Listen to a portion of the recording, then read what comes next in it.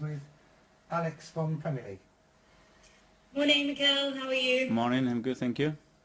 Good. Just seen the news that Martin Odegaard has signed on a permanent deal. What do you believe he can bring to this squad?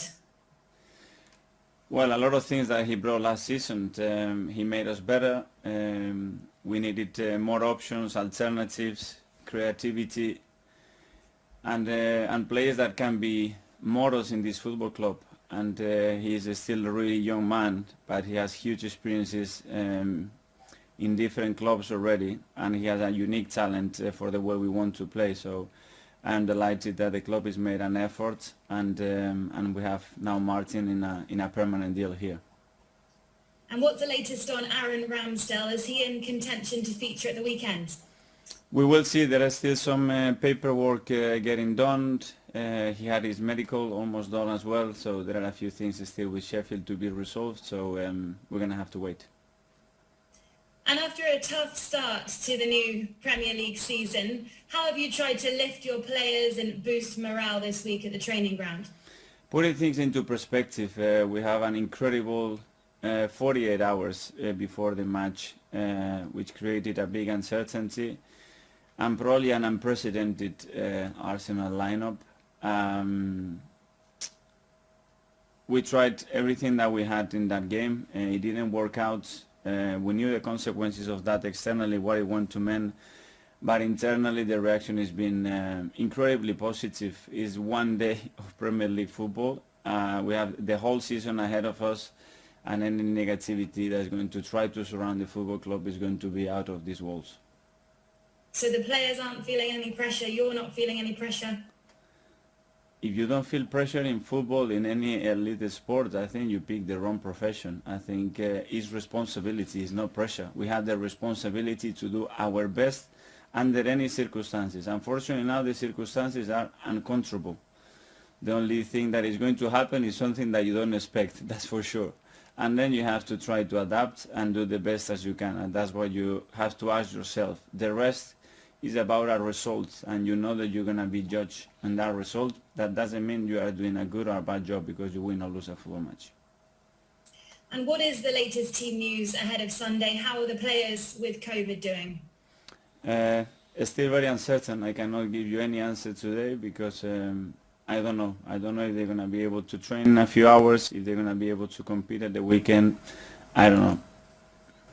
My final question to you, what are you expecting from Chelsea, and how are you going to try and stop Romelu Lukaku?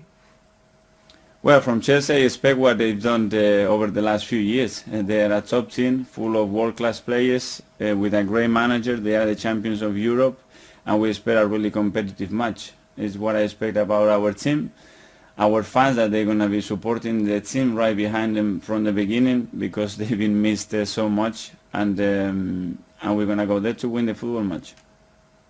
And do you have a plan to stop Lukaku on his second debut? I don't know if he's going to play, so I have a plan to try to stop what Chelsea do, and the plan to do what we have to do to win the game. Thanks a lot, Mikel. Good luck on Sunday. Thank you. Thanks, Alex. We'll come to Mark at Sky.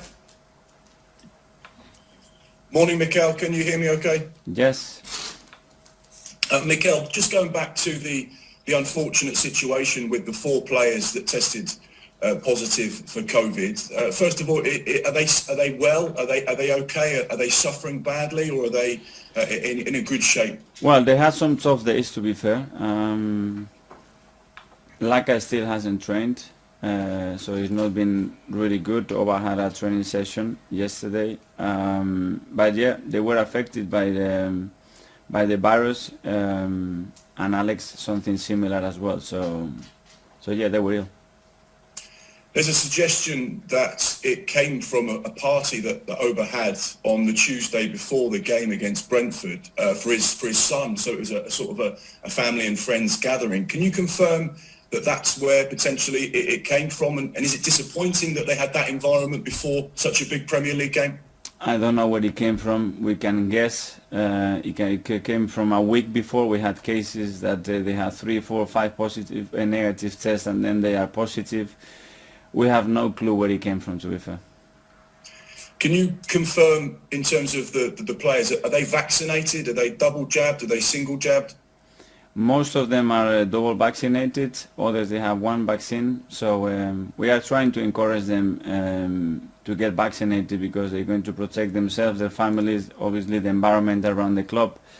But it's a really personal matter, and we are trying to guide them and explain the reasons why it's better to do it, but at the end it's a personal decision. And of course you suffered from COVID right at the very beginning of this pandemic, so the fact that you've been through this and you understand how it can affect you and your body, your message is clear: go and get double jabbed and try and protect those people around you.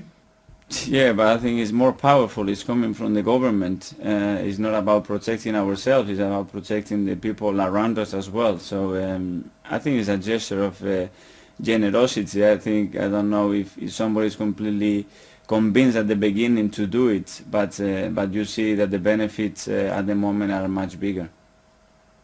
Quick word on Aaron Ramsdale, which looks like an imminent signing, another positive player through the door in what's been a really busy window for the football club.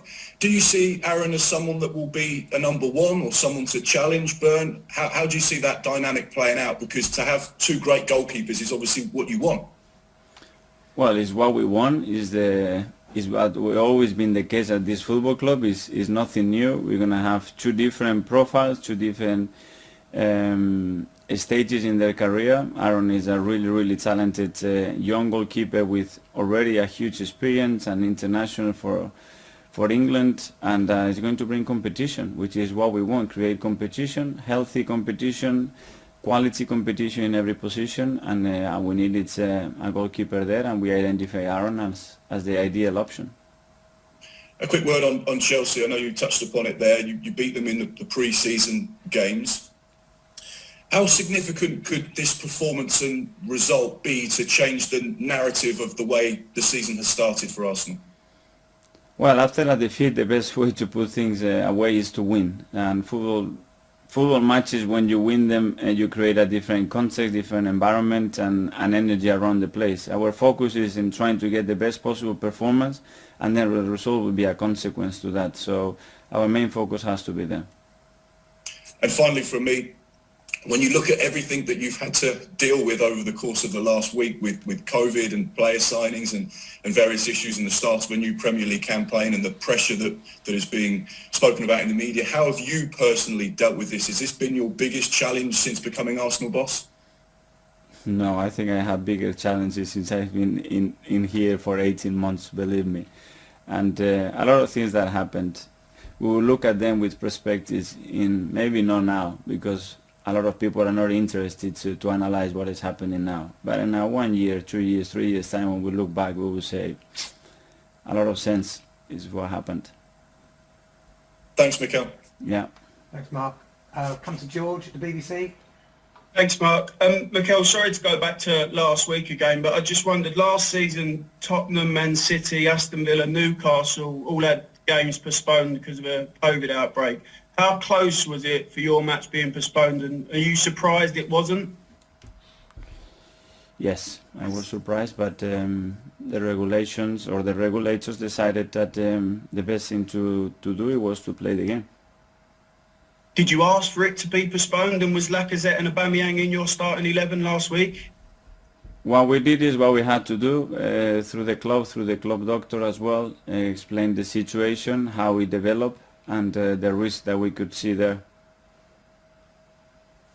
And on some more positive news, what does Martin Odegaard bring in, and I'm not talking negative of Joe Willett, but you've let Joe Willett go, but what have you seen in keeping Martin and that maybe Joe didn't bring last season with regards to your team this year? We've seen Joe here for a long time in different stages of his career, and Joe is a player that we value, that we like so much. After that spell, obviously his profile changed, his ambitions personally changed, the game time that he needed was very different to what we could give him in this moment, and we made a decision together to find the best way in his pathway for his career. And after that, obviously, we lost Danny, we lost Joe, and we didn't have Martin. So in terms of creativity in the team and options in that position, we were really short.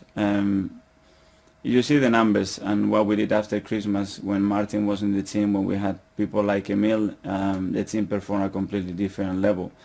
He's someone that we admire, that he cannot be more liked around the place for what he brings to the team, and still at the age of his career that he is and the potential to grow that he has is still immense.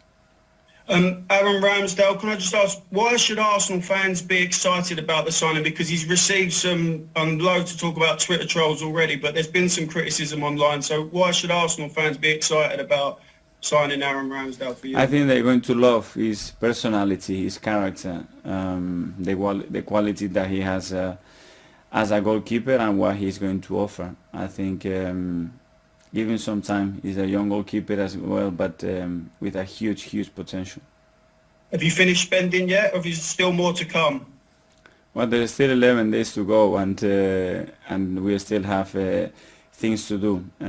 They are going to be placed at the moment. The way the squad is set up, that's going to be difficult to find game time. So there are things to be done. Thanks very much. Good luck for the season. Thank you. Thanks, George. Just two more from me. Lukaku's addition to Chelsea makes them title contenders. You've got Chelsea this weekend, then Man City. I mean, this is not looking the easiest start you could have had to this season. It's not, but we knew that from the beginning. You have to play 38 games against all the teams at the end of the season, and it's the perception, the pressure, and again the negativity. I want people that are constructive around me. I know the people who have the intentions to bury us, to try to criticize us. We are not interested in that. We have a lot of positive, a lot of energy, new energy that is coming up. My full focus is on that and find a way to beat Chelsea because we can, because we've done it. And the last one, off the back of that, with positive energy. Last year, with the greatest respect, the home form was not great. Some people would describe it as horrendous. Fans back for the first time at the Emirates in full capacity on Sunday. What is your message to them regarding your team? Just what I described, that in moments when there are people and there are certain negativity around the place, you need your fans and your supporters more than ever. They've always been with the team, and I have no doubts that on Sunday they're going to be right behind the team. And there is one thing that the team needs is exactly that. So if they really want to help the team, it's not going to be a better medicine for them that feel them very close with the right energy and supporting and being behind them. And the team is going to try their best. Good luck this weekend, Mikel. Thank you. Jerry from Haters. Hi Mikel, how are you? Good. We've seen Bukayo Saka get good receptions when he's gone on at Tottenham and at Brentford as substitute. What sort of reception do you think he'll get from his home supporters on Sunday? Even better. I think we all read and listened to what everybody around the world said about B, but obviously our fans are even more touched with him emotionally because they've seen him come through our academy and they know the person and the player even better. So I'm expecting them to be right behind him. Is he ready to start, do you think, on Sunday? Let's see how he's in the next few days. He felt good after the match the other day. He's still lacking some fitness, but he's in a better place. And when we spoke to you last week, you seemed quite downbeat, with the season ahead, but today you're obviously a lot more positive. You've got some young players coming through and you've got some new signings. Is there a sort of new energy about the place?